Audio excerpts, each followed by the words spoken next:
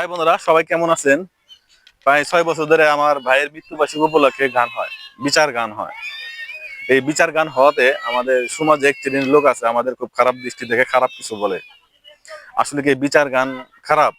আমার ক্ষুদ্র জ্ঞানে আমি যতটুকু বিচার গান শুনি, মাঝে মধ্যে দেখি যে বিচার গানের মধ্যে গানের মধ্যে অনেক কথা আছে যে যে মা বাবার খেজমত, নিজের মনকে কিভাবে পরিষ্কার রাখতে হয়।